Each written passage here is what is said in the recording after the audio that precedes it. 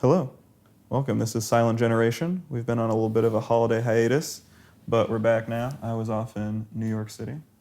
Yeah. How was New York City? It was great. I say I was off in New York City. I was there for one day. I was also in upstate New York in nature, visiting grandparents.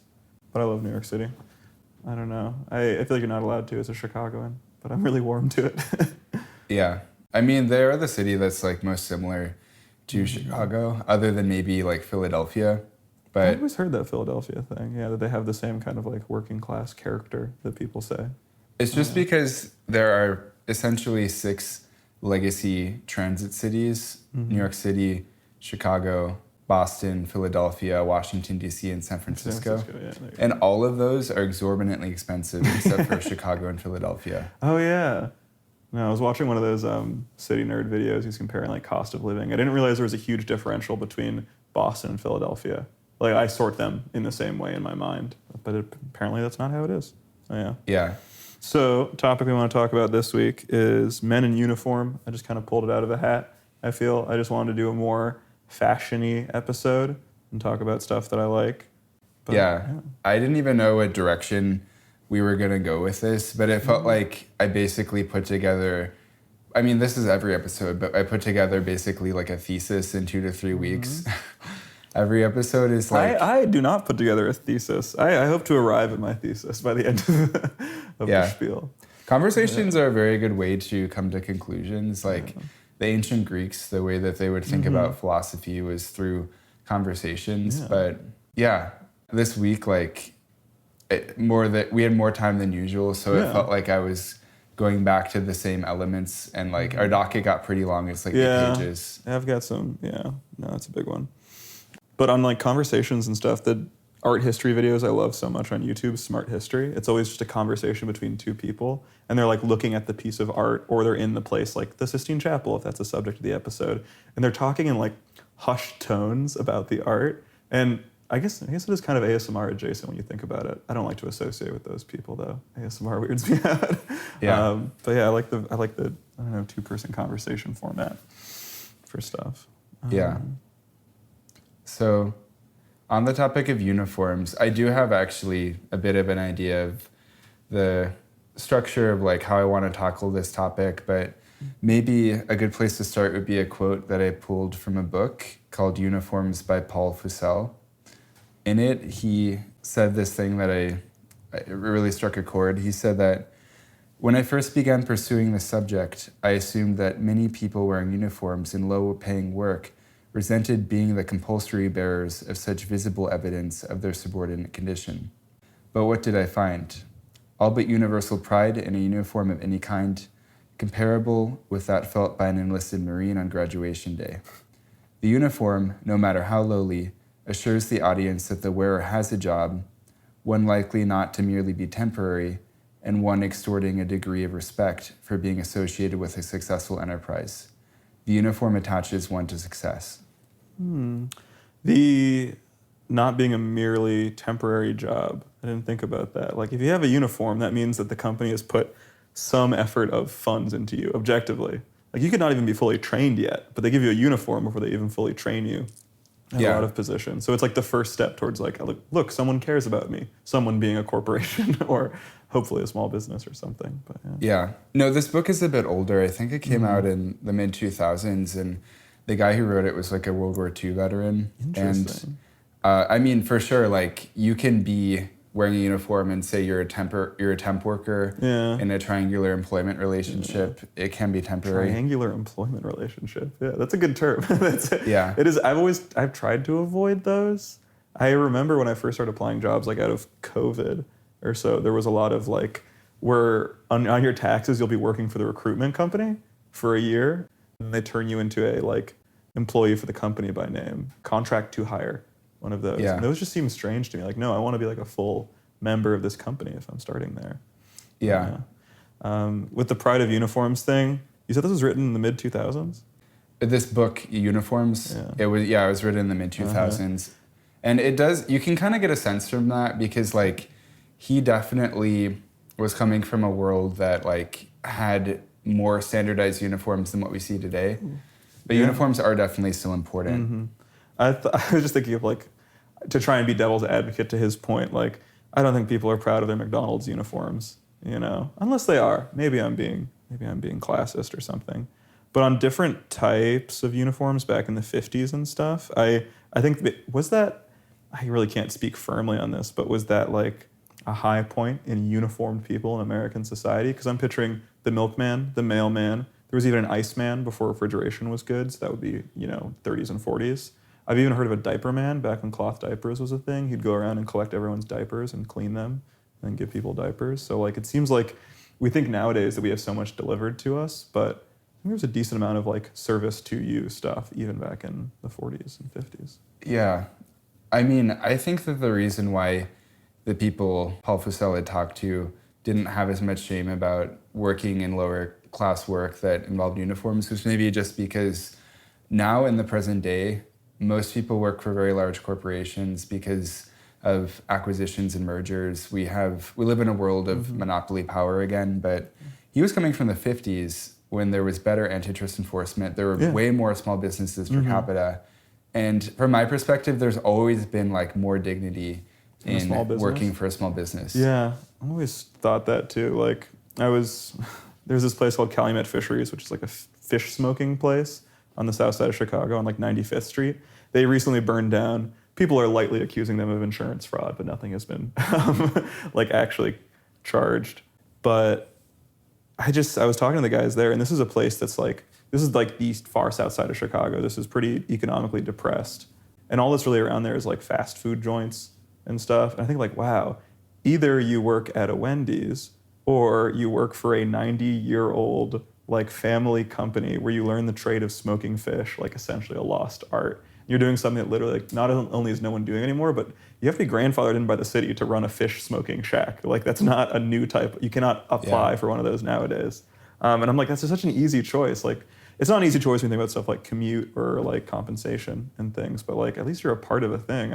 I stopped by there to pick up some stuff, and they said they carried kopi, which is the invasive Asian carp. And I'd heard about it and I asked them about it. And they said, oh, it's not done smoking yet, but do you want to go see it? And they like took me out to the back shed and they like opened up the smoking thing and like showed me how they make it. And I was like, oh. Were they big? They were like more than a foot. Yeah. I would say, yeah. Because I've heard because I think I've seen videos where like people are going down rivers and they start jumping out. Yeah. And if you get hit by them, you can get like seriously hurt. No, that would hurt. Yeah, I saw a video of someone hit one with a boomerang. Like one jumped out of the lake and they like whacked it with a boomerang. It was very satisfying. Yeah. But yeah, to get back to the quote from Paul Fussell, I think that one of the things he touches on, or I guess it's more so implied to me, is that quote made me think about why the idea of uniforms feels so American. I think it's just because we attach a lot of importance to work in this country. And people here often introduce and describe themselves with their job title. Mm-hmm. Yeah, I always resort to, when there's like a lull in a conversation when I meet someone, I do hit them with the what do you do thing. I don't know. I feel like that's not the move in some spaces. I feel like it is a very like square. I mean, that's way more accessible than the question like, where are you from? Even though as like an urbanist, I love asking that question. Yeah. I've never seen anyone seize up at like asking where they're from unless they're so deeply ashamed of it. I can't think of a shameful place to be from.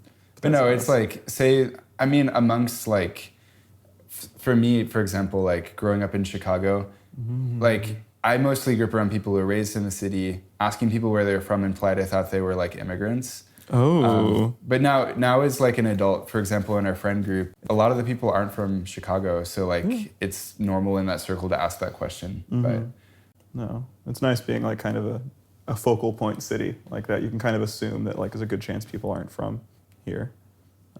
Yeah. But you like asking people where they work? I don't even know if I like it. It's just, you gotta have something to work with, you know? The only bad outcome of that question is like, someone who just wants to bitch about their job and not in a funny way, or they don't have a job and they're unemployed. But I can usually even spin that because I've been unemployed for stretches, one stretch.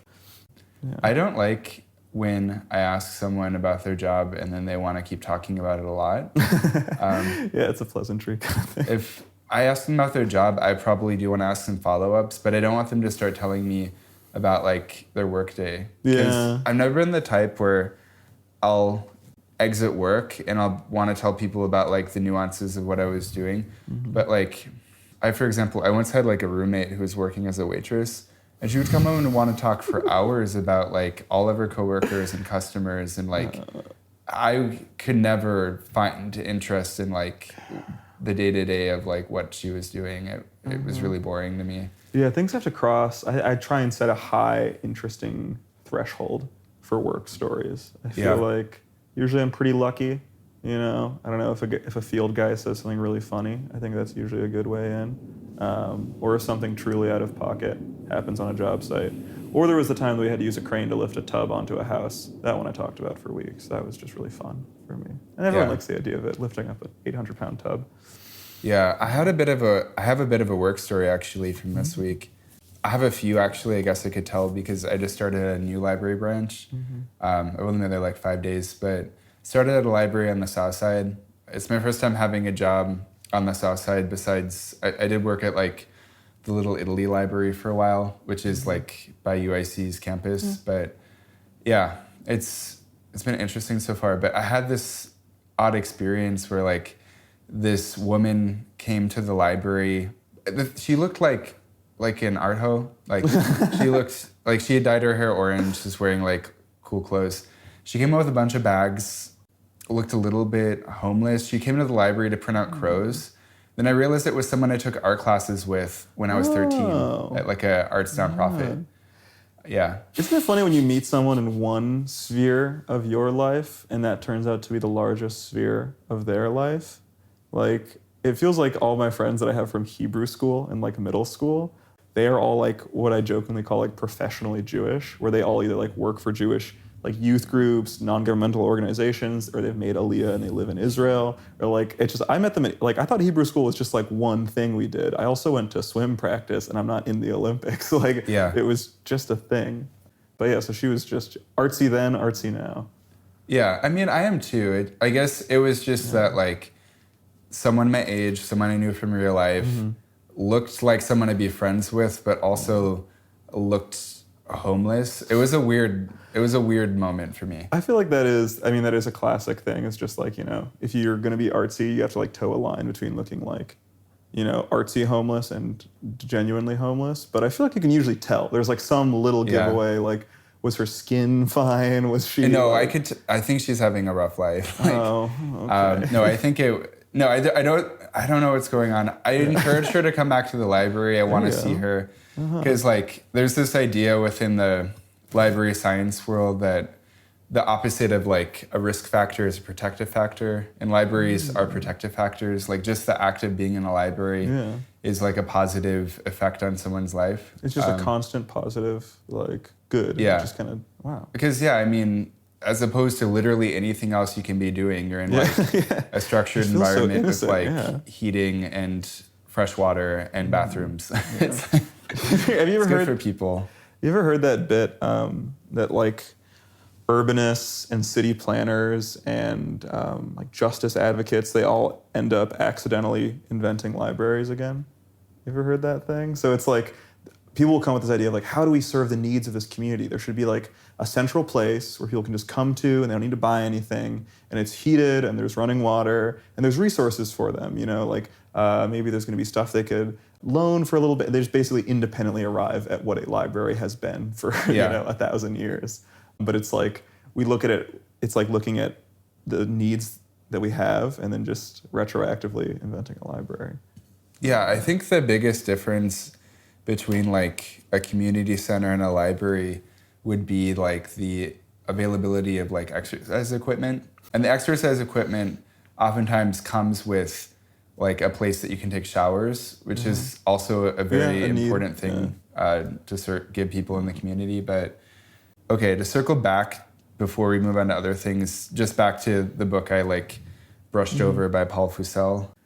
Another thing he alluded to was that there's a bit of a binary between uniforms and costumes. Uniforms are for work, whereas costumes are for play.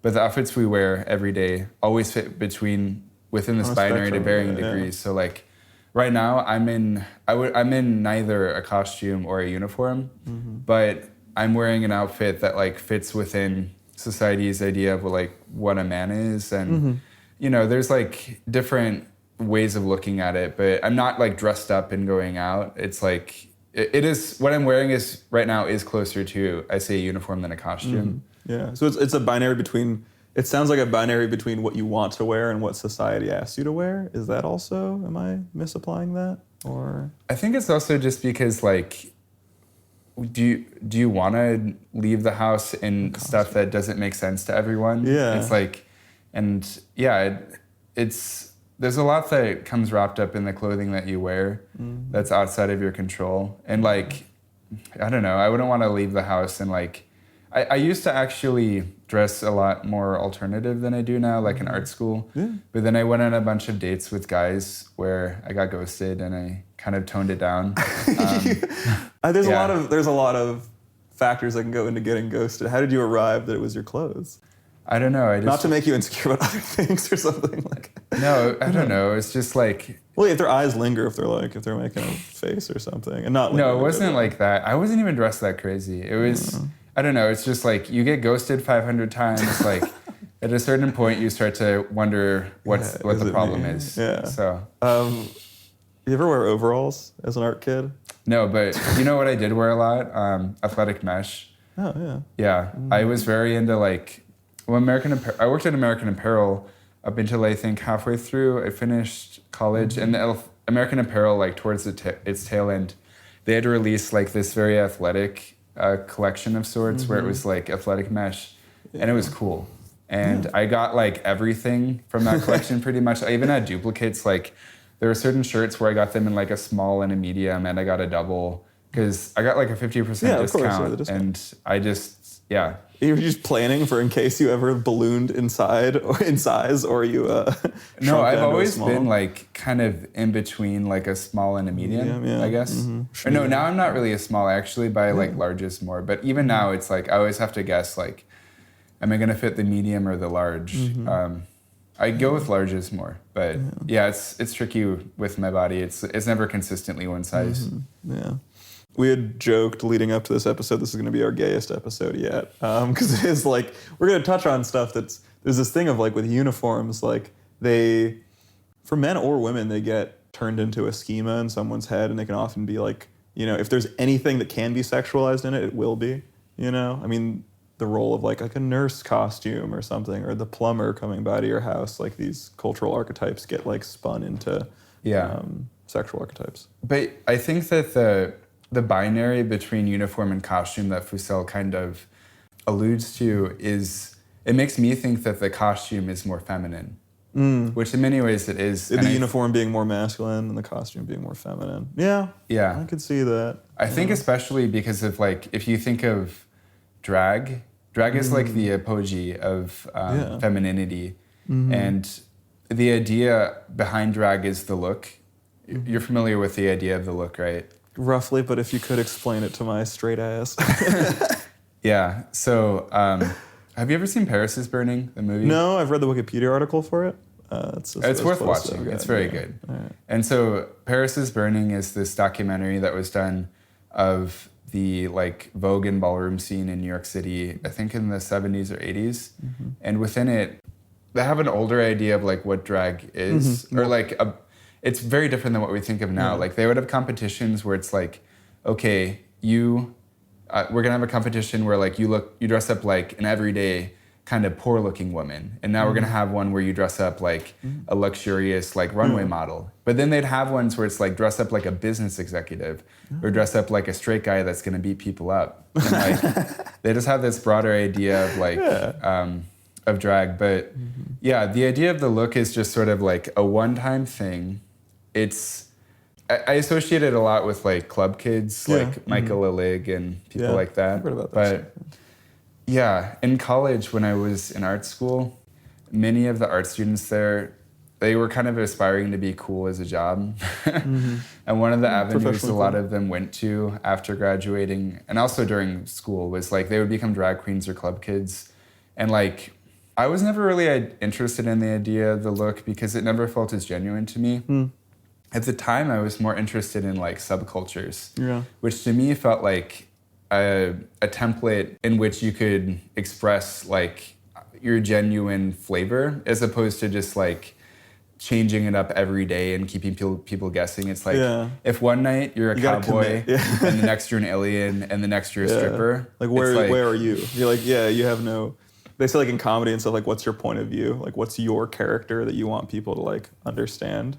And I can see that. Oh, I guess that's man. I just feel so out of pocket talking about drag. Like I just feel like I can't do it justice. But I've never liked drag myself. I once won a drag competition. I guess I should mention that. You dressed up in drag? Yeah, it was for a sorority. I used to be more cagey about it. I mean, I work in construction. You don't want to be like advertising that you do that and stuff. But I don't know. I've just gotten more confident in myself and who I am. And I'm already on a gay rugby team, like might as well admit that I did drag. This was in college and it was for a sorority fundraiser. So maybe the straightest reason to do drag, to do it for a sorority. But I won.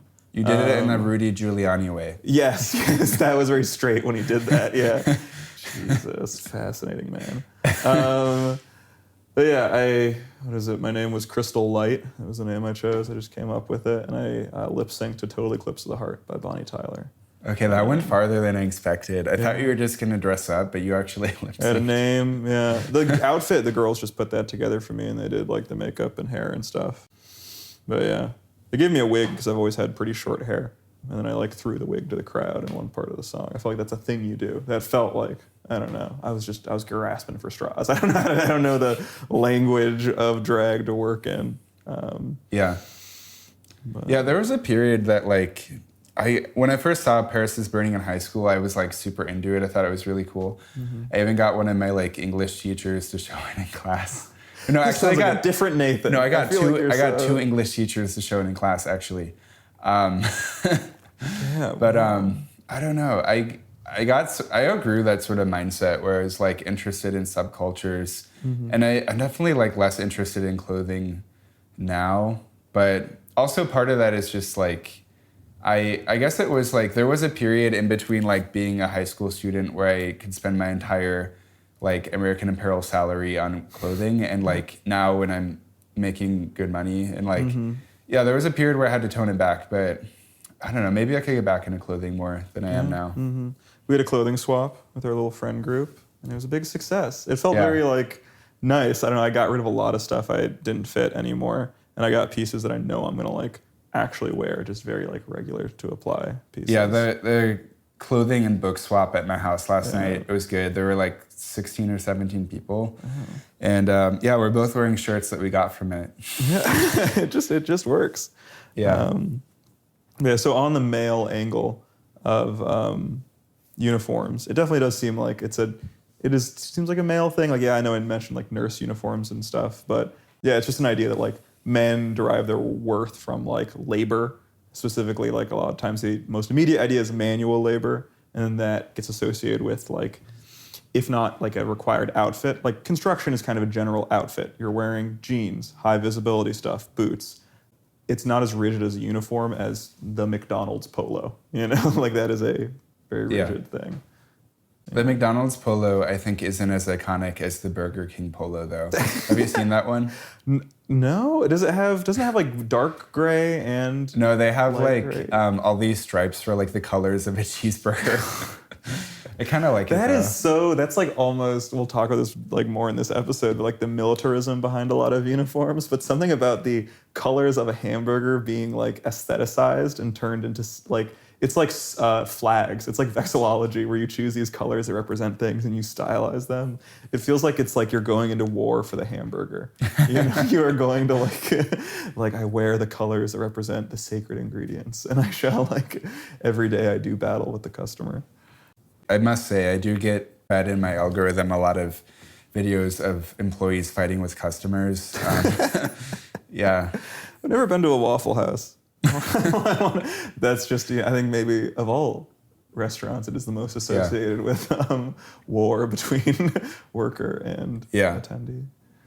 But on the topic of men, should we talk a bit about how like there is a crisis for men? I I think I'd broadly agree. I don't know. Crisis makes it sound so urgent. I mean, I know a lot of guys who aren't doing well, but I don't know. What's your take? So I think when I look at society, I see a general crisis. For me, the biggest source of news is Breaking Points. They're like a podcast. I highly recommend them. And they oftentimes talk about things related to deaths of despair. Mm-hmm. That term is very useful. It refers to deaths in society due to suicides, drug overdoses, or alcohol-related deaths. Mm-hmm. And all of those have gone up so much, particularly amongst youth, particularly amongst men. And I do think that there are like particular crises that are hitting men harder, like the opioid crisis, gambling epidemic, and porn addiction. Those ones I think of as being like really Specifically male. Specifically male, but yeah. Definitely gambling and porn addiction, yeah.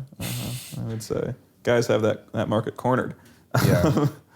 Yeah, our society is like not well though. I oftentimes like use this phrase when I look at things anomie, which comes from anthropology. It was coined by Malinowski, who's one of the three most famous anthropologists. And it refers to basically like a breakdown in society of like the rules that we need to follow. Mm-hmm.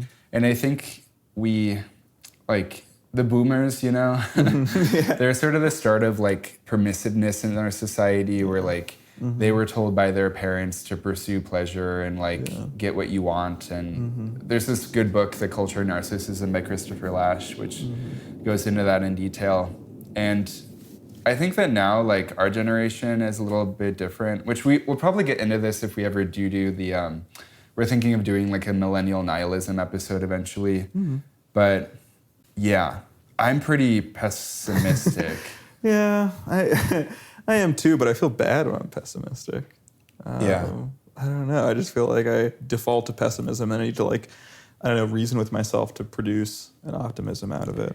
Yeah. I mean, The numbers do look rough when it comes to deaths of despair is such a, like, I don't know when we started measuring that or when we realized like that all these seemingly disparate deaths are all part of a similar condition. I forget who it was who wrote about this, shit life syndrome or shit life disease.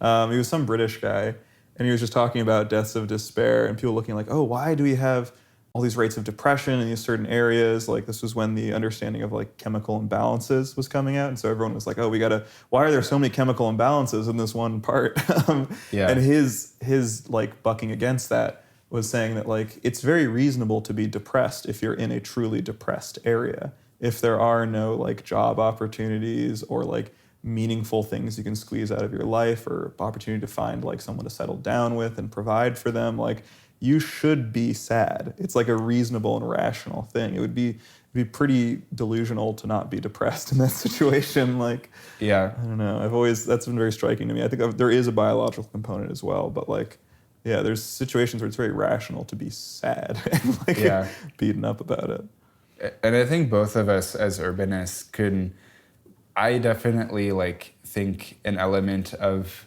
the crisis men and the greater society face is due to the suburbanization of our society. Yeah, even for the boomers, as the root of all this social decay, in my opinion, they grew up as the first generation to be raised in the suburbs. And they like clearly exhibited like emptiness. And then they turned to like hippie culture and Eastern spirituality.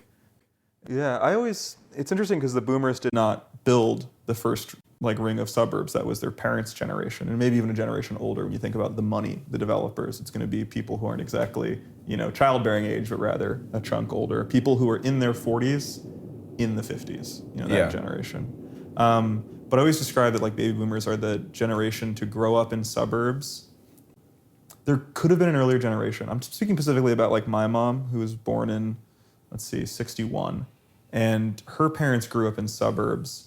But the people were from small towns, but they were living in a suburb. So they took that small town communitarian like mentality and they just replicated it in a new environment, the car-dependent suburb. But then the kids who were raised in that, they were like one generation removed from actual communities.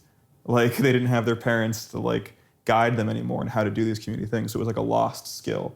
So I think that things really kicked in when you get further and further from the original like people who lived in functioning neighborhoods. Yeah. Once we're further and further away from that generation, like things get more and more fucked up. This is pretty out of pocket, but I think that the emergence of like school shootings seem to emerge in the 80s and 90s when we're like truly getting like suburban kids raising suburban kids. Yeah. You know? And you look at where all these shootings happen and stuff, they are less often in urban areas. Oftentimes an entire, like the Aurora shooting or something in Colorado, that's like a, you know, just a suburban development. I don't think there was much there in like the 1920s or anything. So often these single suburbs get then linked to their shooting tragedy. When like, if there was a school shooting in Chicago, what would we call it? You know, if there was a really we'd think of it as gang related. Yeah, we'd file it under something else in our mind. We wouldn't file it under a school shooting.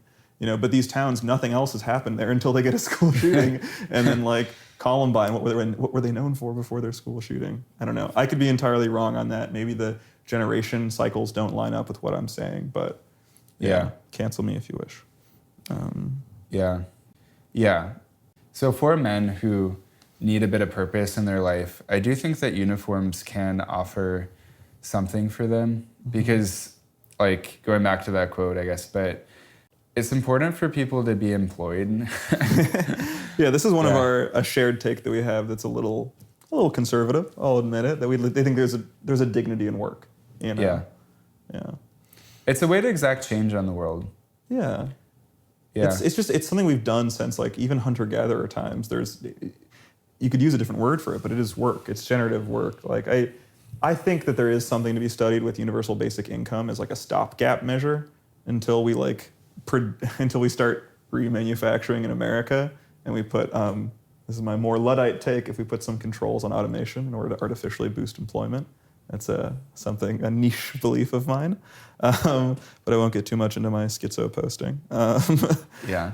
Where was I going with that? There's a dignity in work, and there's something about like, maybe it's an older generation thing of like having a pride in the uniform you put on, you know. Yeah. Let's talk about the village people. Okay. Yeah, I guess now we're getting out of the like meta stuff. We'll get into just a bunch of like fun little topics. Okay.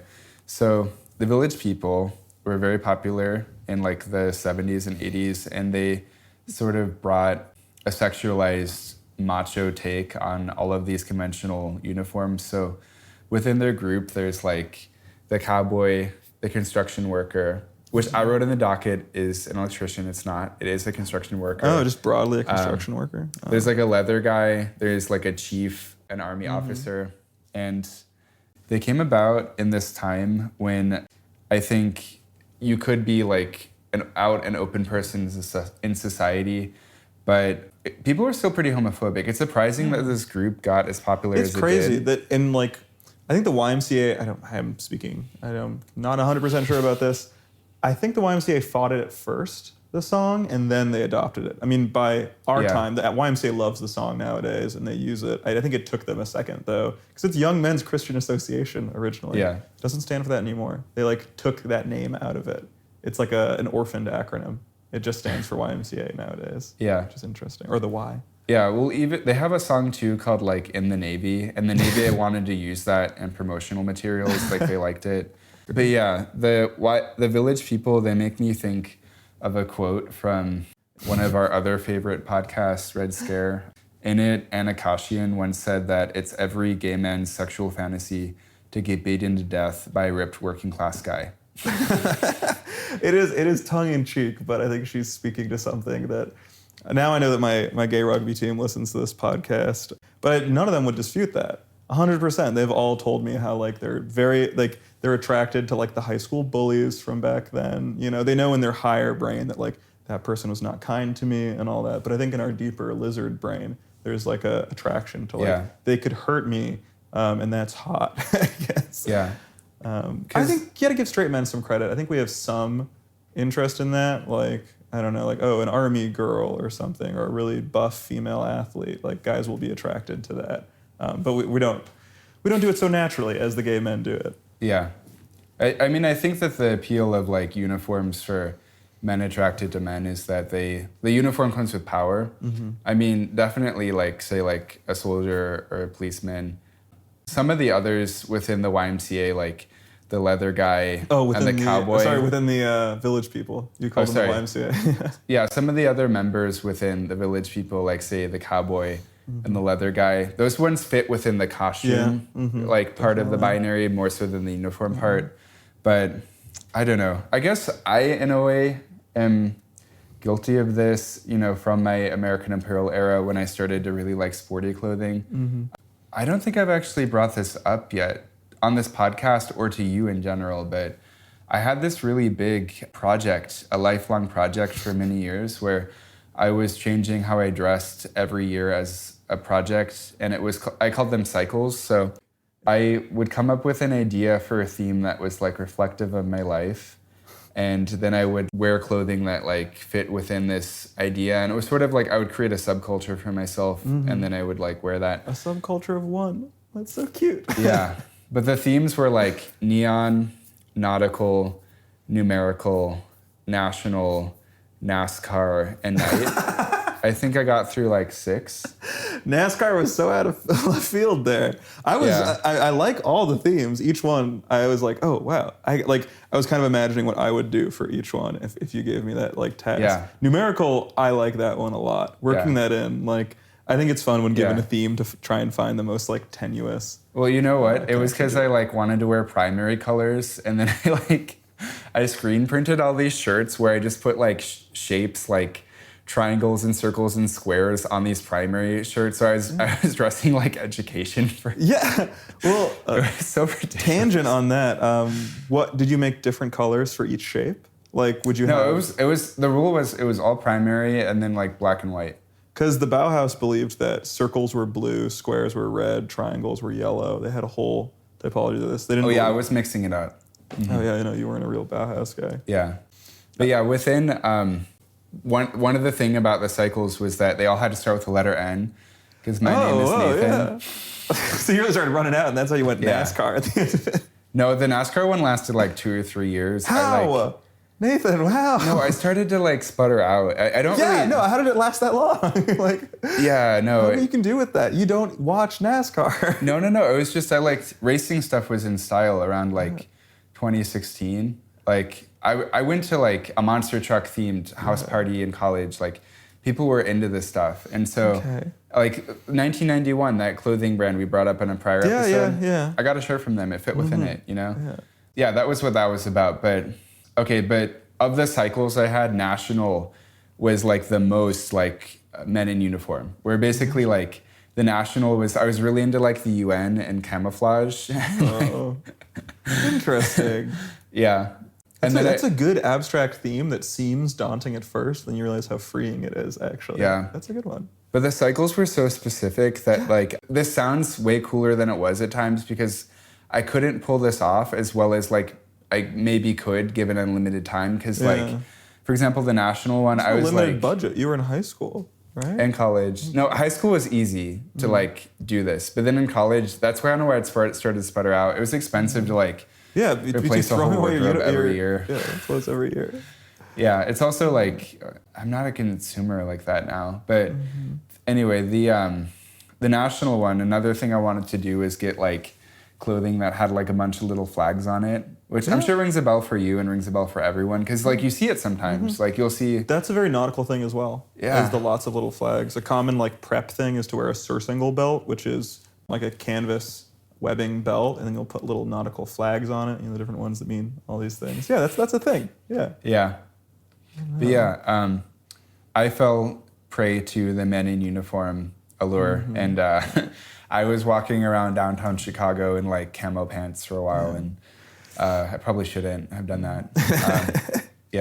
In terms of sporting wear, I don't wear too much like sporty stuff besides when I go to the gym. It's just one of my weird things of like, if I'm not doing something physically active, why would I like wear sneakers?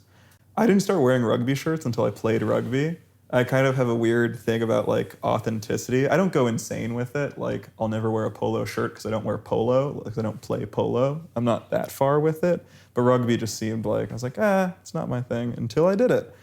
With military surplus stuff, I started buying it like, oh, this stuff is great and it's cheap and it fits me. And then I'd have a weird thing about like, I'm not serving in the military. Like, am I stealing a little bit of valor? But my dad served in the military and he died in the military. So I think that gives me full right to like inherit his right to wear military stuff. And lots of, I can talk about this a bit later. A lot of there's also military surplus stores. Yeah. It's not like the U.S. government is like makes it seem like we're not supposed to be wearing this stuff. Yeah. Mm-hmm. I once bought I was at a military surplus store and there's this great like lightweight blue jacket, but it had a German flag on the upper arm. And I was like, oh, I'll buy this, but then I'll like just, seam rip the flag off. And I wore it to class one day and some weird kid I already didn't like walked up to me after and he was like, oh, I like your jacket. Deutschland shall rise again. And I was like, what the fuck? I didn't know I was Jewish. But still, like, I don't even think you can say that in German. Like, I'm pretty sure that's what he said, which sounds very similar to Deutschland über alles, which is Germany over all, which sounds like a Nazi thing, which it was. It was used by them, but it started as a German unification thing in the 1800s. They're like Deutschland over, all the little tiny principalities. Yeah, and the stuff. unification of the Holy Roman Empire. No, this is. Or no, that was later. That was earlier. Yeah, that was earlier. Yeah, this was like the creation of the modern state of Germany. But then it got retooled. But anyway, I was just like, I don't care if I don't have a seam ripper. I just took a knife and I just like cut off the logo. And I was like, God, I got fucking neo-Nazis like flocking to me. So within the village people, do you have a favorite member? I'm just going to go with the construction guy. Because that's what I wear. And I like older construction wear. I think that like what people wear nowadays makes sense. Like high visibility shirts are what you see typical union construction guys in. That's safer than the old construction wear, which was like a blue chambray shirt over a white crew neck. That was the standard thing. But I like the classic look more, as I do with everything. Right now I'm wearing like a waffle knit thermal, and then I have like a chamois material work shirt over it. And I think that was the high point of construction fashion. Skinny jeans are for some reason worn a lot on construction sites. I don't know what that is. In present day? Present day. They're still wearing skinny jeans. I see them all the time on my job sites, even older guys well into their 40s and 50s. Okay. These can't be comfortable to work in. Not to generalize, but is it Latinos wearing them? It is Latinos wearing them, yeah. Okay. I feel like that's just like how trends like globally take longer to like spread, So like skinny jeans were in here 10 years ago. Yeah. Maybe like it's just because they're just learning about them there. And then like the typical like white union construction guy in Chicago construction is not going to wear skinny stuff. He's going to wear it looser. They never would have worn those in their life. Yeah, no, there's you want to talk about homophobia and stuff, that's all wrapped up in there. But yeah, also Polish guys wear skinnier jeans too, I've noticed as well. But yeah, they like it. But yeah, in the village people, my favorite member, I think upon starting the episode, was the cowboy. Mm-hmm. But I think it's now the construction worker. I find mustaches hot, so. But no, I also have always liked hard hats. But yeah, those are the only two in the group that I'm like attracted to. The other one's like, it's too silly. You can't like suspend your disbelief a bit, It's like, with the other ones you can reasonably be like, oh yeah, that's a type of person. I'm attracted to that. But like a Native American chief, that's pretty fucking bizarre. But yeah. You put in here the Space Force uniforms. I'd forgotten about the Space Force. That still exists. Trump era thing, yeah. Yeah, it's like a legitimate branch of the military that was talked about being formed for a long time prior to Trump. Yeah.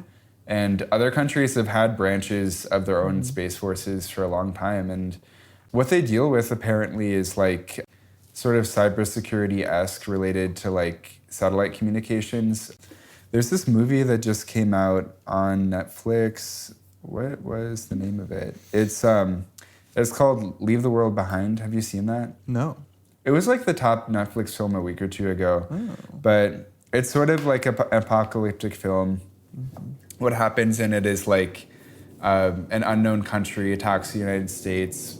It might be a group of countries. They never clarify. Mm-hmm. But all this stuff starts happening, like these Teslas start self-driving and clogging roadways because like satellites are controlling them, and they like pile up on highways and shut down infrastructure and stuff. Yeah. The dumbest part of the movie, in my opinion, was that there's this ultrasonic weapon that's used over huge areas that like causes people's teeth to fall out. It was like Havana syndrome. Oh yeah, but big Havana syndrome. Like I'm of the opinion that Havana syndrome was fake. You think it was like a psychosomatic thing? Yeah. What? It was. I gotta read more about that. I really Yeah. thought the Ruskies were up to something with that. No, I don't know. I'm not like a Russiagate person. I don't. I think maybe it's catching a stray from Russiagate. Like, Russians can do multiple things. Like, just because Russiagate was a little overblown doesn't mean that there wasn't, like, Havana Syndrome. Yeah. But yeah, that movie helped me realize like what the Space Force sort of does. Yeah. I like the idea of like, protecting our satellites and our infrastructure in space. I am I am lightly anti-manga and anime. I think it's Yeah. I think it we're talking about like crisis of masculinity. I think that manga and anime are involved in that. I'm just gonna say that and not elaborate. But I read a really good one that was hard science fiction called Planets. It's like, that's how it's spelled with 2 E's. And the idea is that like protecting satellites by collecting space junk becomes this like lucrative but extremely dangerous job that starts to attract kind of like roughneck types, and it's a very like unglamorous but important thing. And it just follows a character who does that. And I thought it was I like grounded sci-fi more than like high sci-fi with like aliens and stuff. Aliens are fun, but I think you can bring a pretty interesting world out of the idea of just like humans going out into space and doing the classic kind of human stuff that we do, extractive resources, setting up governments, oppressing each other. Like, that can fuel a pretty good story on its own without even introducing aliens. Yeah, and then on the space roughneck thing, my movie recommendation that I'm going to give is a movie made in 2001, released in 2005, The American Astronaut. It's like a one-man show kind of passion project of this musician and filmmaker that it's shot in black and white, and the idea is that, all like being an astronaut becomes a very like dirty and ugly profession like cowboys. And so it's just all these like ne'er-do-wells. But it's very like surreal and dreamlike, and I don't want to spoil anything else. But yeah, go give it a watch if you can find it online somewhere. I'm pretty sure it's free. Yeah. I mean, I'm sold. I pretty much only watch movies that like have some sort of fantasy element. But yeah, on the uniforms themselves, what do you think of the Space Force uniforms? I think it's a tricky like setup. Like, okay, like make a we haven't added a branch of the military since the Air Force. That I guess is in living memory. But we didn't know what like an Air Force uniform would look like, but with Space Force uniforms, like culture has hopped ahead of reality in this. We have too many like fictional space uniforms in our public consciousness that you can't ignore them, because you might actually replicate them, and so you need to kind of know about them but not be too similar to any of them. They did end up being pretty similar to Star Trek is kind of the take of it, but that's like, how can that not happen? Like, Star Trek took naval uniforms and well, the logo of the Space Force is eerily similar to the Star Trek got like an arch emblem kind of thing to it. Yeah, they could have done a little better on that. I think the uniforms themselves are a bit more Star Wars-esque than... I mean, I'm not that familiar with Star Trek, but yeah, when I see the Space Force uniforms, they make me think a little bit more about Star Wars. Yeah, they have like a semi-stand collar, like kind of a Mandarin-esque stand collar, but then it's cut in a very open, interesting way. Yeah, and I think there's some asymmetrical elements to it, which that reminds me of Star Wars. You really got to watch out for that, because that's like the evil empire. Like, you have to stay... I think the way they arrived... Most space stuff comes from naval. Most like sci-fi stuff about ships will borrow more from Navy terminology. But for an Air Force kid like myself, Stargate was always our favorite, because that one was based on like the Air Force. In that show, the idea is that the Air Force are the ones who make first contact, and they set up the whole kind of world for dealing with like teleportation. And so like everyone's wearing like classic Air Force jumpsuits. And so my family like binge watched all of that show on DVD back in the day. Uniforms as privilege and uniforms as punishment. Yeah. So uniforms generally are a good thing. Mm-hmm. They imply someone is working, but you can also be put in a uniform and forced to wear orange if you are sent to prison. Yeah. So there is like this certain way that like uniforms can be meant to be demeaning. Mm-hmm. I myself actually had a school uniform when I was like a CPS elementary student, so a Chicago public school student. And at the time, I went to a school that like wasn't too bad, but we were coming out of the 90s and there were still concerns about gangs. Yeah. So we weren't allowed to wear like any colors. It was like we could wear white or navy and then blue jeans. And so we wear like pretty much every day I'd wear like a white shirt and blue jeans. And it just always felt like embarrassing. I couldn't wear like blue jeans until like 10 years later. Wow. Yeah, I think we had them in Las Vegas. I never had them, but it felt like every other school. Like it felt like the schools I went to were the exception. I went to like magnet schools, so there was more trust in the kids, basically. Yeah. And this is where it comes from. It comes from a place of mistrust and lack of confidence in these kids. But it's like, if schools don't have any tools to deal with the root causes of crime, criminality, delinquency, and all that, they just change what they change what they can, which is changing what the kids wear. Yeah. I think maybe the idea is that like you dress kids like this, like they can't signal gang allegiances or anything, but also like you're less likely to like mess around after school if you're in this very obvious indicator that you're from a bad school, is like what it meant in Las Vegas. Like if you wore those uniforms, you're either at a very good Catholic school or you're from a like bad school. And so I think it would maybe pressure kids like, geez, I just want to go home and change into my like real human clothes and not my like uniform. Yeah. I mean, I sometimes see critiques where people say that the American public school system conditions people for like low-wage work and like prison and things like that. Because the uniformity of things, I think people sort of start to act out in different ways. We can segue this into the conversation on deindividuation. Yeah. So. Yeah, people do accuse American schools of doing that, but like every school is charged with making citizens out of people, and that's always just going to reflect whatever the like nearest, when you reach for the idea of what a citizen should look like that's just what you're going to force on kids. But also a lot of school is wrapped up in some pretty high-minded kind of academic things. So you're building this well-rounded thinking person. I don't know, I felt like critical thinking was always like asked for in school growing up. Yes, obedience was asked for in behavior, but like creative thinking was also asked for. But I think that's a school by school thing. I think I was just lucky in the ones I went to. I think it's important for people to have like some means of expressing yourself even within a uniform template. So one of the ways that, for example, at like my school growing up, like you could express individuality was through like jewelry or belts or your shoes. And so those became really important. Like when I was a student, like around like 2007, 2008, there were those belts that had those like studs. Do you know what I'm talking about? Yeah, like not sharp studs. Yeah, they're like pyramid studs. Yeah, those are really popular. Oh yeah, we're the same age. Yeah, that was big there too. But yeah, even for people in the military though, they find a way to express their individuality through tattoos. Yeah, which those serve a bit of a function in that like if the soldier is blown up, their body parts can be identified more easily. But it's also like it says something because I think there's this statistic that like let me find it. There's this statistic that 92% of Marines have tattoos. Yeah. It's like for a reason. Yeah. People have like it's one of those, oft quoted cultural constants where like even hunter-gatherer societies or places all across the world have these similar traits. And one of them is self-ornamentation, that you have some way to decorate your body.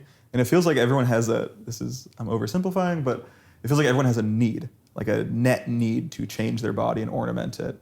And if you restrict people in some ways, they'll express it in others. So if you tamp down on it, clothing-wise, then it's going to come out in people's shoes and belts more so than if they were given full range over their dress. Like it focuses on those areas. Yeah, for people in like pre-developed societies, they have clothing and garments to varying degrees, but it's not like us today in like, a full piece of clothing. It's like, it was probably easier, more practical to just like pierce your ears or modify your body as opposed to like wearing a shirt or something. But it's also climate dependent. Like if it's in the Amazon, if it's not reasonable to wear more than a loincloth, but you still have this desire to like, decorate yourself. And so that's where body paint and body modification and stuff comes in. Yeah, but the body modification you see in those egalitarian societies in like uncontacted tribes in the Amazon, they like the modification is for uniformity, though. Like, yeah, to identify that you are this tribe and not the yeah. other. And it's usually part of like some sort of like coming of age ritual where it's like, okay, you just turned 12. We're gonna cut out your bottom row of teeth, which does happen and is shocking. I would not want to do that. Yeah. Yeah. I mean, there's a lot of cultures that do circumcision at 13. You know, like the point is the pain. You know, like in Western society, we're like, no, like, you do you walk around showing it off? Like, I'm 13 now, I'm a man. I don't know. Well, like in Turkey, like you get I think my ex was telling me this, that like you get circumcised when you're like 10 or 13 or something, and then they put them in this garment that's like a very loose pants, basically, like because it's nice. It's like, you know, not gonna chafe or anything, but the boys walk around with like a certain like swag and pride because they're just like, yeah, I'm a man in the community now. It's no big deal. Like, and they're walking around these like pants that clearly signal that. But yeah, I should have researched that before going that spiel, but hopefully that's true. Again, if not, yell at me. Yeah, you were saying about like with those modifications, it shows that you're a member of one tribe, but like oftentimes a piece of clothing can signify that you are a part of a group and an individual, like in two different ways. Like a lot of menswear is about tiny details and things. So like the fact that you're, you know, wearing a dress shirt signifies one thing, but then you have to wear a dress shirt, and then so you personalize your cufflinks, and that shows a personal thing about you. Like in with men's rings, I forget which finger is which, but one is supposed to signify something about like an organization you belong to or a community. Another one reflects something about your family. Another one reflects something personal to you. Like we kind of have these slots available for personalization and also for group membership. Yeah, those are definitely important still. So, okay. So to circle back to deindividuation, which I mentioned a few minutes ago, deindividuation is a psychological effect that I learned about through a Gawker article. Gawker has been shut down for many years, and they once did this expose on this very infamous Redditor called Violent Acres, who was the creator and like head mod of a bunch of like really disturbing communities, like with jailbait in the title. I don't want to talk about what that entailed. And Reddit back in the day was like, I refused to be on it for many years because they used to have like subreddits that involved people like dying, and you could watch people like being killed. And it was a Wild West back then. Yeah, I'm like a free speech absolutist, but I don't believe in like the free circulation of images. I think that like we need to, I mean, particularly images of death, like we need to be very careful about like when we show them and to not be desensitized by them. But this expose, they talked about like this person who had done all these horrible things, but it went steps further, which in a really, really good way. And they talked about like the psychological effect where like if the things you use to identify yourself with are taken away, people do horrible things. Anonymity, yeah. It's a really hard one. I'm going to stumble over that word too. Yeah, anonymity is one way that deindividuation occurs, but another is just like, an example is the Stanford prison experiment where they took like Stanford college students and they made them dress up in like pretty generic uniforms that they weren't wearing like badges or anything. They just like made them wear sunglasses and khakis and stuff, and then they ended up like pretty much abusing like fellow college students to each other. And so I think about like deindividuation quite a lot as a way to like explain people's actions, because people think they're in control, but people like, I mean, you know, if you're like in a crowd and one person throws a brick through a window, that person's crazy. But then if like all the other people around you start to break stuff too, it's like they're kind of just like following along. Yeah. Like there are like psychological things beyond just like us making individual choices. Yeah. At a summer camp, we'd sometimes do like a week-long competition. We kind of got away from these for reasons I think I'll arrive at. But when you give kids like, all right, we have red team and blue team, like we'll do like the Wizarding Cup kind of deal, like to borrow from Harry Potter, like we'd have different teams, they get points throughout the week. And then you would always have to crack down on kids being like, stupid blues, and then like spit on each other and like prank each other. They start to like very quickly within the span of a week, they form a civilization, Lord of the Flies-esque, and they like have an in-group and an out-group, and they have like stereotypes about what each group is like. It's very like, they build it so quickly. Like I don't know, people build societies at like an alarming rate is what I'd say. Like we crave it. We crave the structure.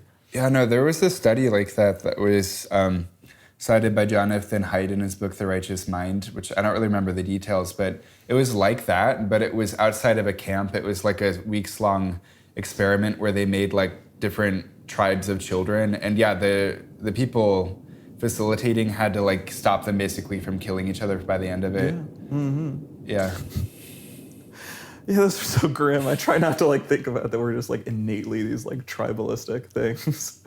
I hope we're not.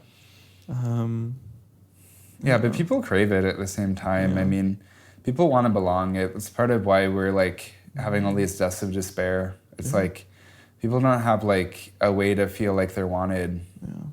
Yeah, it's in group environments. In terms of like deindividuation, this came up a lot, like being in a fraternity, because we'd talk about, hazing, or we were all like broadly anti-hazing, but it was always hard to define the definition of it. We always drew a pretty strong line, I'd say, but I remember hearing something really good from a guy who was in our fraternity, but also in the military. He was going right on to the military after college. He would have to leave for like all of his summer and winter breaks were just spent at like military training. He had a different like track in life from the rest of us. And he said that hazing makes sense in the military because you want to break people down into these predictable things that do the same thing every time. They're very like, that under pressure you'll do the same thing. Like people need to be thinking as one, they need to erase those differences between each other. And he says like, why would that possibly be the goal of a fraternity? Like, isn't the idea that we're bringing together a diverse group of guys who can all help each other, like with cheap housing and, studying together and having fun? Like those are different from the goals of the military. Like hazing can make sense in one situation, but it's antithetical to like what we want to do as a fraternity. Yeah. Like, yes, a little bit of stress can make people bond, but it's so diminishing in its returns. Like you don't want to turn people into these like copy paste versions of each other. I mean, people want a vehicle in which to excuse antisocial behavior. Yeah. Not meaning like I'm not socializing, but like the clinical definition of antisocial. Yeah. But like, you probably don't want me to bring this up, but I mean, one of the ways that happens is like frat guys doing gay stuff. It's like, because they're kind of curious, but they don't like, they're not just gonna do it. They need an excuse. Yeah. No, that's fair for you to bring up. That is a thing. Yeah, people need like I was thinking more of just like the true terrible like hazing deaths and stuff. Like when you look at the perpetrator of it, you're like, oh, this person always needed an outlet. Like they. Did I ever tell you about the time I had a coworker at one of my jobs where like I thought he was cute and I Googled him and then I found that he was involved in hazing deaths for a frat? Oh, Jesus. I never told you? No. John Hamm. John Hamm nearly killed a kid in college. Wait. He's the actor from Mad Men. I thought he did. I thought it happened. No, the kid didn't die. No, it was very close. Yeah, no, that's like a very high T thing to be involved in. It's like nearly killing a friend of yours is very high T. You're right. Yeah, but no, this guy that I was working with, I looked him up and like he had been in the military after this death had happened, but seems like he was in school. He killed someone. I think he had to go to jail maybe, or he's on probation, but his only like option afterwards seemed to be the military, and then he became a soldier. That's so sad, because it's just like, well, I've already killed before, so that's might as well put me to use. I'll do it again, but this time for like funding for school and a support system. Yeah, no, it's sad. I wish stuff like that never happened. I myself, as I mentioned before, I've never drinking alcohol. It's an interesting life path to choose, to be willing to be like the one to just in any social environment be like, I don't want to fit in, I'm fine. Yeah, you'll always be standing out. It's hard. It's I don't think people realize it. Yeah, I've done like stretches where like, let's do a reset, Joseph, and I like not drink for a bit.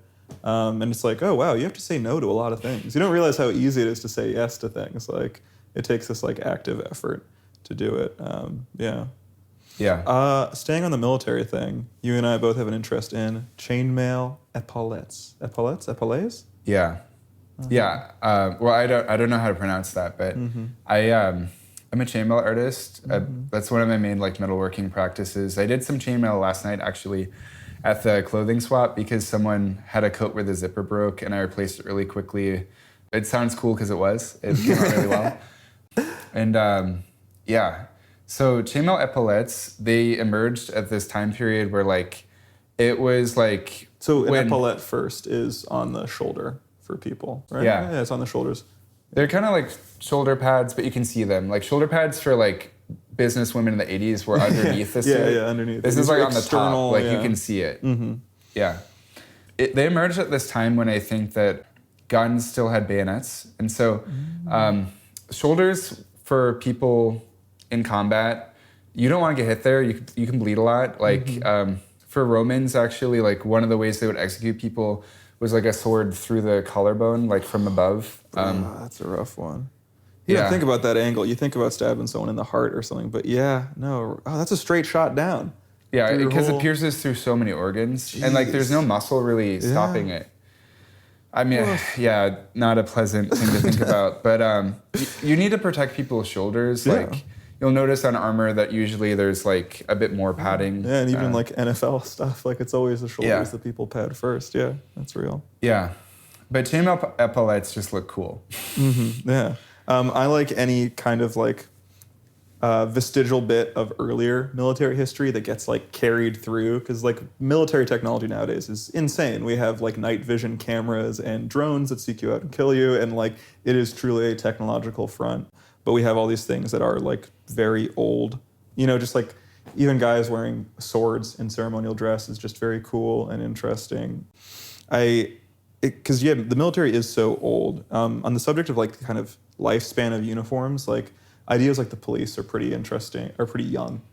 This got brought up in like George Floyd. Everyone's like, police have only been around since the 1800s, and it's true. Like prisons have been around for a while. The military has been around for a while. Police are a pretty modern invention, and so the military often does like, in order to gain the respect of people, it calls back to its history, and not just the history of that country. It calls back to like previous countries, previous civilizations. Like, I mean, the like Nazi salute was the Roman salute. Like you always kind of reach back further and further to say that like the military is powerful. That's why you should listen to it.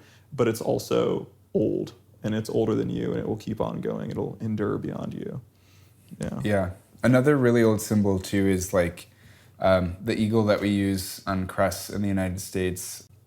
The Roman eagle, the aquila, that was like used as the main symbol of the Roman military. Mm. Yeah. Benjamin Franklin wanted to be a turkey because those were very like endemic to the U.S. and they're like hard fighting birds too. And so he thought that really represented it. But yeah, that would have been very... All the animals we use to like symbolize things in the United States are so silly, like elephants for Republicans and donkeys for Democrats. Snakes for freedom.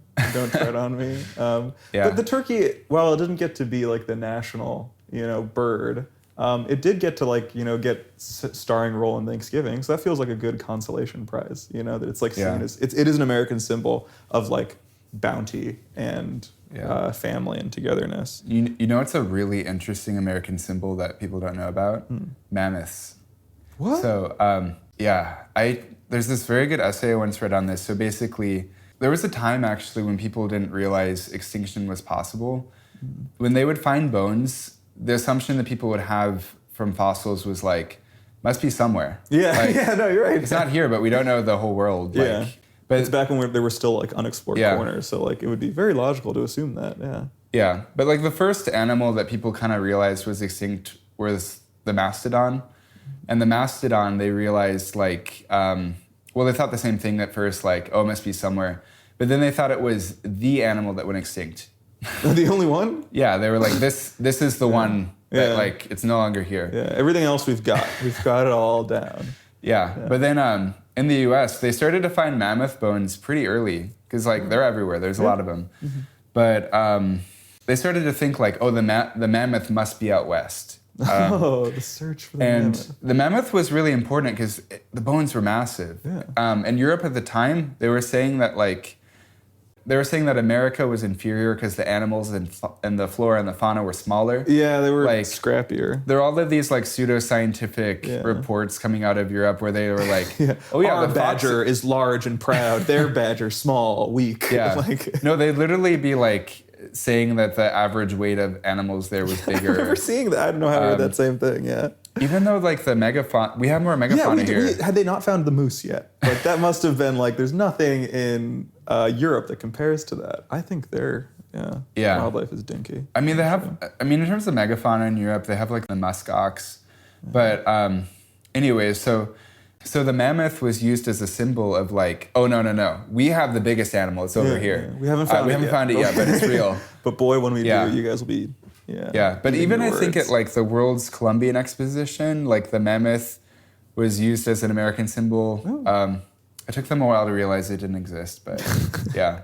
I think you could really read into that and be just like, oh, wow. It's this thing we're constantly searching for as we go west and we never find it. And so it gets like forgotten about. America does set these very we're a very forward thinking country and there's always prosperity behind the corner. The future should always be continuously improving. Yeah. I think it's a very fitting symbol for America. Yeah. Back to like military stuff that I just find cool. I've always liked knights and chivalry and stuff. I should commission a full like chainmaille garb from you someday. I think that'd make me really happy. That'd be too much work. Yeah, sorry. I know, but I'll pay for your time. I've said this like if I hit the lottery, like obviously I'm going to like save tons of it and invest it, and then buy property, yada, all that. But one thing I will 100% do within the first month is buy a custom suit of armor for myself because I think that would be so much fun. I think it would truly be a blast. It's like, of course, hypocritical for me. Like, I don't know, knights, cowboys, samurai are all these like cool roles we look back to and we're like, oh man, I would have been those, if I was in that situation. Obviously, no, like my family at that time was like Jewish peasants in like Poland. Like you had to be Christian to be a knight. The idea of a knight was very wrapped up in Christianity. So no, I would not have been one, but it's just cool to imagine. Yeah. No, you would look it as a knight. You should do that sometime. I like to think so. People, I think whenever we hang out, I'm like, you do have a knightly air, Joseph. I like to think so. Have you seen Game of Thrones? Yes. I'm sad to say I've seen part of it because like it's so transgressive. I hated it after. I mean, I kind of hated it from the beginning, but I got like 5 or so seasons through. But do you remember that like Jamie? one female knight? Oh, yeah. The blonde one. The actress's name is Gwen something, but the female knight. Yeah. I'm sorry. In my head, there was just a comparison between the two of you. Oh no, that's fair. No, I think she was badass. We're both the same height, so usually that actress is like 6'2", 6'3". Yeah. No, she was badass. And then I don't even know. We should probably edit this whole thing out, but this is just a little fixation of mine. This is a connection between the Jewish thing, military thing, medieval knights. But I'm fascinated by Hasidic Jews. I just think they're really interesting that they're still sticking to it, like the closest hewing to, whatever original Judaism is. But they're known for their very like long black garments that they wear. And so what they're doing, they started wearing that in the 1800s to mimic like this military caste that was in power in Poland, Lithuania, because that's where Jews were at the time as well. And so we were like, we are God's people, we are like goodly, and so we're just as good as these people who were really in high esteem at the time. They had military power, but were also kind of an intelligentsia too. They ascribed a lot of very good values to themselves. They must have had great PR people. But these people, the Zachta, Lord knows how you pronounce that, they believed, these like noblemen believed that they traced their genes to the ancient Sumerians, not Sumerians, Sarmatians, the Iranian Sarmatians. These Polish guys convinced themselves that they were actually Iranian Sarmatians. And their next level of belief on that was that the Sarmatians themselves were from the Turkic steppes, the people who eventually conquered Turkey, the Anatolian Peninsula, and all that. And so, in 2023, Hasidic Jews are dressing as the Polish-Lithuanian nobility of the 1700s who believed that they were descended from Iranians who were actually Turkic nomadic invaders. And it's just very strange. But if you ask, no Hasidic Jew knows about this stuff. They're not really very concerned in secular history. They're not listening to fashion history podcasts. They don't listen to our podcast. We have no listeners in Williamsburg, Brooklyn. East Williamsburg. That's the very Jewish part, not the cool part, I believe. Yeah, and I once went to like a meatball restaurant in Williamsburg, and I think I saw a fair amount of Hasidic Jews over there. Yeah, that's why it was so like undervalued as a neighborhood for a while, and the hipsters, quote unquote, moved in was because like no one wanted to live around. It's the Satmar sect of Hasidic Judaism over there. Also, New Yorkers don't want to leave off the G line. You know about the G line? No. It's the only line in New York that doesn't pass through Manhattan. So like, oh, it's the one that Yeah. goes from Queens to Brooklyn. yeah. I don't know why like New Yorkers love to have such like an essentialist idea of their city where like, oh yes, like we live in Manhattan and like And there's people in Jersey Staten and they Island don't is barely count. part of us. Yeah. It's like, I mean, I do subscribe to the idea that the city proper is important because those people pay taxes like I do. But is. like, I have an anti-essentialist view of Chicago where I'm like, no, it's cool that like there's so many different areas that are so different than each other. Exactly. Yeah. They definitely seem yeah. to have a narrow conception of what New York living Yeah. is. But yeah, that line, the G line, it's the only one that doesn't pass through Manhattan, and it connects Brooklyn and Queens. And like people love to hate on it for no reason, even though they should have more lines like that in New York. No, we would kill. I mean, this everyone talks about it in Chicago. Is we wish we had a radial line, that connected like the mid parts of all the lines, and then maybe the end parts of the lines too. But people come up with names like the Gray Line. And but if we have a crosstown line, it should be not north-south on the west side. It should be east-west on the north side. Yeah, because there's just more people up there. Like, it makes sense. It's fair. Driving from Lakeview to Wicker is always like, wow, that's a lot of side streets and turns I had to make there. Like, I wish I could have taken a train over there. But another thing we were talking about was we want to talk about is the Senate right now. Dress codes more broadly. This is our expectations of like what is the uniform or the costume of a politician, which had stabilized to a point where it was just you wear like a very dark, sober suit, you wear a white dress shirt, and you wear a tie. Like that was the idea. Yeah. So the House and the Senate, they had an informal dress code that everyone abided by. They did have like some rules. Like for example, the House had a rule that you couldn't wear hats on the House floor that was repealed when Ilhan Omar was elected because she wears a hijab, and that's what they should have done, of course. And but there are informal rules. I'm not like, I don't know everything about this, but basically over the past like few years, we've had 2 senators that have been flagrantly disrespecting centuries-old dress code, both Kristen Sinema and John Fetterman. Kristen Sinema is the senior senator from Arizona, and then John Fetterman is the junior senator from Pennsylvania. And they disabide the dress codes in opposite ways. So it'd be funny if they did it in the same way, I have to say. But yes, continue. Yeah, so the way that Sinema does it is she doesn't follow the dress code by kind of dressing up. She kind of looks like a PG-13 stripper. And so she'll be wearing like high heels on the Senate floor that are like boots up to her upper thighs. And she'll wear like purple wigs and like, it's kind of like she's Met Gala-esque. And then Fetterman, the way he dresses is like a flop slob where he's like wearing hoodies and sneakers, gym shorts. I was also suspicious of Fetterman for that. It's just like his whole thing was he came from this like he was a college educated guy, like Ivy League educated guy who wanted to turn around this like sleepy small town, which I'm all for that. Like that's one of my big things is like how do we like revitalize deindustrialized America. He got a tattoo of like how many kids like died on his watch as mayor in this town. So he had all these like all these symbols of like, you know, why he cares so much about his constituents. I think the idea is like, I'm not like those other politicians. I don't dress up like them because I'm too, busy like helping people was the implication there, as if like wearing a suit like makes it impossible to care about your constituents. It's the same thing as the Zelensky thing where he's like always in military garb now. And it's like, well, every world leader in World War II was able to like protect on the Allied side was able to protect, their country while wearing a suit and tie, and more so because it was even more dressed up back then. Yeah, it's just, it reeks of insincerity to me. Yeah. So the Senate was going to pass a rule to, I think, formally loosen the dress code in a way that would specifically allow Sinema and Fetterman to do their thing. But I think they passed a law called the Shorts Act that was spearheaded by Joe Manchin, the senator from West Virginia, who also sucks like all of these other people. Yeah.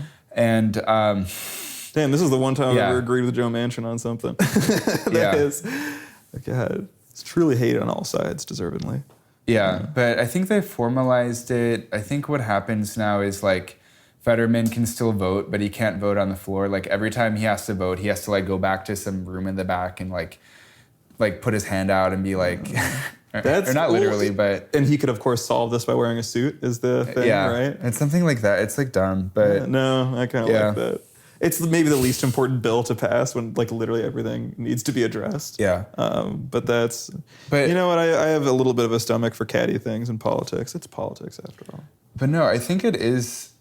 I kind of felt like it didn't matter too much, but now I kind of feel like it does because Saagar on Breaking Points, he has been critiquing Fetterman and cinema for a long, long time, and I feel like he's proven himself right because like Fetterman recently has really sucked. Yeah, cinema's been like on my like no list for a long time. Like the minute that Ruben Gallego, which I'm revealing that I'm like a politics nerd.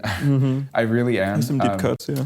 Yeah, Ruben Gallego is like he's one of the congressmen who's now challenging cinema for her seat. But like within like 2 hours of him announcing he was running, I donated like money because I've been pissed at her for a long, long time. But Fetterman, like recently, he publicly said that he is not a progressive and he doesn't know where people get that idea. Yeah, when he ran on that to get into office. He ran on that. He like got endorsements from Bernie Sanders. Like I voted for him. No, I didn't vote for him in Pennsylvania, but I gave him money too because like I wanted him to like beat out Connor Lamb, who was running for his seat. Yeah. Man, I see my politics knowledge. Like, I'm not going to get into it in most episodes, but yeah. Don't hold me back. Yeah. But yeah, it's like, I think, okay, this is what this is all building up to. If you cannot meet the wardrobe requirements of your job, you probably don't deserve the power that comes with it. Because if you're flippantly being like, okay, I don't have to meet this criteria, I don't need to meet this standard, but then the people around you, like your Senate staffers, still have to abide by the dress code. Yeah. Like, no, you don't deserve it. Like, there's something going on that's narcissistic. Yeah, it's just a very me kind of thing. I'm just a big dress codes guy across the board. I have a very optimistic view of them, where dress codes bring clothes out of the way for other things to happen. The idea is that if everyone's on the same page and like dressed according to a preset kind of thing of rules, all right, now the clothes are aside. What are we doing here? Are we like solving a problem? Are we enjoying each other's company? Are we like, I don't know, going to a nice restaurant? Like it kind of just, it forms a background that like a canvas upon which other things can be done. But yeah, one of my little rants is like, I don't know, I'm on like the Chicago food subreddit. I want to know restaurants that are opening and stuff. It's just interesting, but it's a very toxic little community. But there's always a type of post that emerges when people are asking for recommendations. This has happened so many times I think that I'm going insane.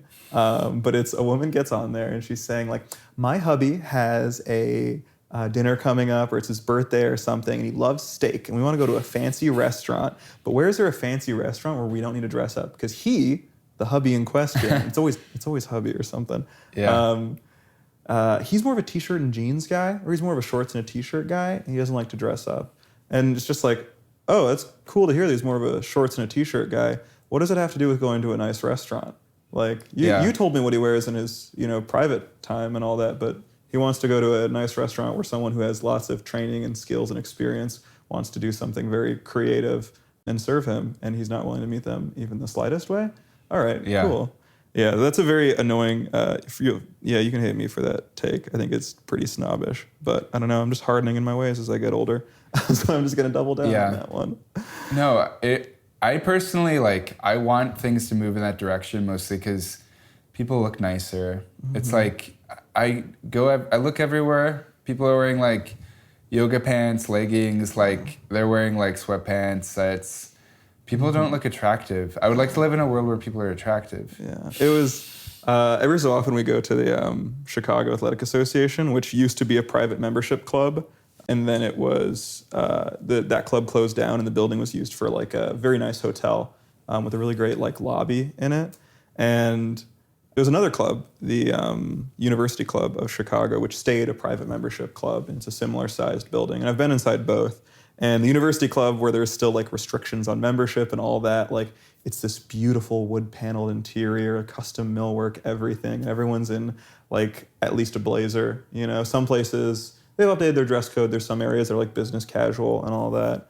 And then you go to the one functioning as a lobby now, and it's just as beautiful on the inside architecture-wise, but it's just like people in shorts. Like it just seems like it feels mean to the architecture is how I'm going to describe it. Like it seems just like, I don't know, it's such a beautiful space. I mean, it feels like someone's like dystopian science fiction short story from like the 70s where it's like, and 50 years from now, people will have all these problems and they'll just be walking around in sweatpants and pajamas, stumbling on opioids. And it's like, that's kind of a problem.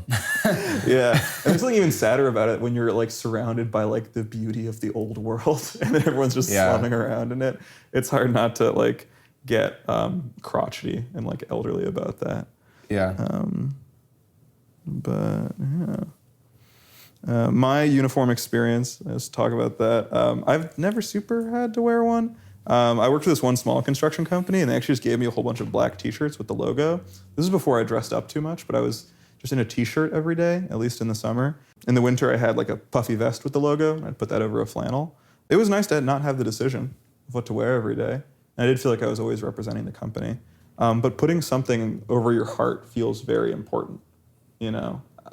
That's like a very like pricey real estate, I feel. That's like, you know, right over such a great symbol. I've had to wear like more uniforms, maybe.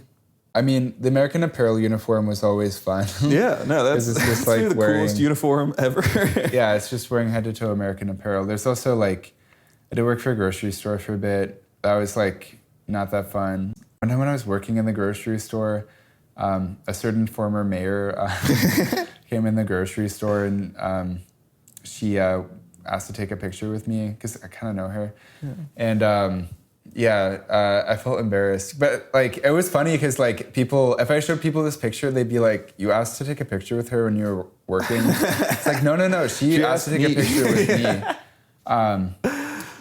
So there's those two, and then I've also just had jobs where it's like the expectation is to like look nice. Like I worked for the Museum of Contemporary Art for a while, and for that they like wanted us to look like chic. Black like, turtleneck. That was like a fun place to work. Have you ever worn a black turtleneck? No, I don't wear turtlenecks. I was gonna say I cannot picture. No. That's I like not the turtleneck. No. All of my friends make fun of me every single time I wear them, and yet, like a soldier going into battle, I always put one back on. I think they're flattering. What about knock neck? How about mock necks? I've always wanted to own one. I don't. It's got a light Jerry Seinfeld vibe to it. To me, they make me think of Star Trek. Star Trek? Oh, yeah, there is something like a little futuristic about it. My grandma told me her father was like well-dressed all the time. He was a doctor, and he'd go down to the city to like buy nice clothes. And it was always, you know, shirt and tie and jacket all the time. But then in retirement, and this would have been in the 60s and 70s, he started wearing silk turtlenecks under his blazers. And that's like what most of the photos I see of him. It looks so fucking cool. I think it can be. I've never done it. I don't own a silk turtleneck, but it's like one of those ideas I have in the future of like, it definitely pulls it off. Because the thing is, like, you still need to wear some kind of neck covering to protect the blazer from the oils of your neck. You know, you should wear something. And also collars always frame the face nicely. But the turtleneck, big vote for the turtleneck, I have to say. Another uniform I had to wear. This was kind of costumey, I will say. I was a camp counselor for a few years. On opening day, when the parents drop off their kids, we had to wear a polo that they'd give us, and it had the camp logo embroidered on it. And one of the years I was there was like bright red.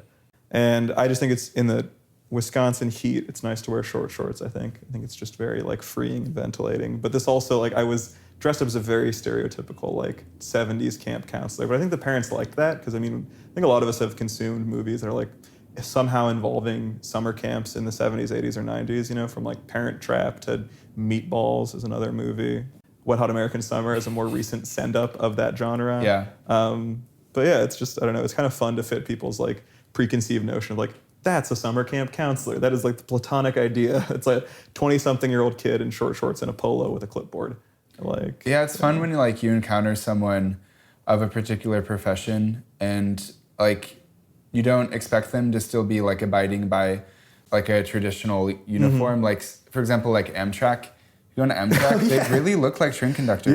No, I love throwback things like that.